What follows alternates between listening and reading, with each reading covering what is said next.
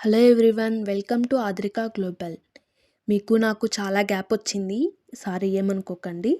ఇప్పుడు నేను సోఫియాలో ఉన్న జర్మన్ క్రిస్మస్ మార్కెట్లో ఉన్నాను. నిజంగా చెప్పాలంటే ఇది కేవలం ఒక మార్కెట్లా అనిపించట్లేదు. ఒక చిన్న క్రిస్మస్ ప్రపంచంలోకి వచ్చేసిన ఫీలింగ్లా ఉంది.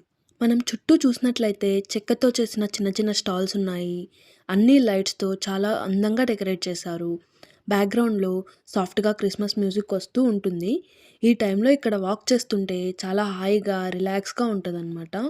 ఇంకా ఇక్కడ ఫుడ్ గురించి చెప్పాలంటే ఓ మై గాడ్, చాలా వెరైటీస్ ఉంటాయండి. యూరోపియన్ కంట్రీస్లోని ఫేమస్ ఫేమస్ ఫుడ్స్ అన్నీ కూడా ఒకే చోట పెట్టినట్టు ఉంటుందన్నమాట. ఇక్కడ గ్లూహ్వైన్ అని ఒక వైన్ ఉంటుంది. అది చలిలో తాగితే బాడీ మొత్తం వామ్ అవుతుందంట. నేను తాగలేదండి, వేరే వాళ్ళు చెప్తే విన్నాను. ఇంకా sausages, ginger bread, roasted nuts smell అంతా చుట్టూ వస్తూనే ఉంటుంది. నిజంగా చెప్పాలంటే ఈ స్మెల్స్, లైట్స్, మ్యూజిక్ ఇవన్నీ కలిసి అసలు క్రిస్మస్ ఫీలింగ్ని క్రియేట్ చేస్తాయి. జర్మనీలో దీనికి ఒక పేరు కూడా ఉంది, గెమ్యూట్లిచ్ కైట్ అంటారు. అంటే సింపుల్గా చెప్పాలంటే మనసుకు వెచ్చదనం ఇచ్చే ఫీలింగ్ అనమాట.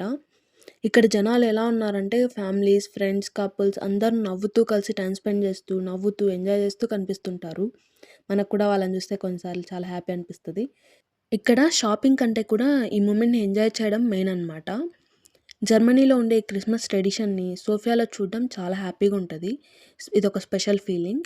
యూరప్ క్రిస్మస్ అంటే ఎలా ఉంటుందో డైరెక్ట్‌గా ఎక్స్‌పీరియన్స్ చేసినట్టే ఉంటుంది కదా!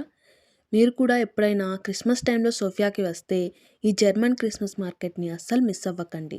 ఇది షాపింగ్ ప్లేస్ కాదు, ఇది ఒక క్రిస్మస్ వైబ్ అన్నమాట.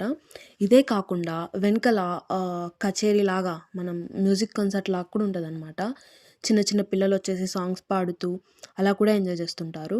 ఇక్కడ క్యాండిల్స్ కూడా ఉంటాయి. మొత్తం క్రిస్మస్ థీమ్‌లో ఉన్నటువంటి పెద్ద పెద్ద సెంటెడ్ క్యాండిల్స్ కూడా అవైలబుల్‌గా ఉంటాయన్నమాట. Thank you very much watching the video.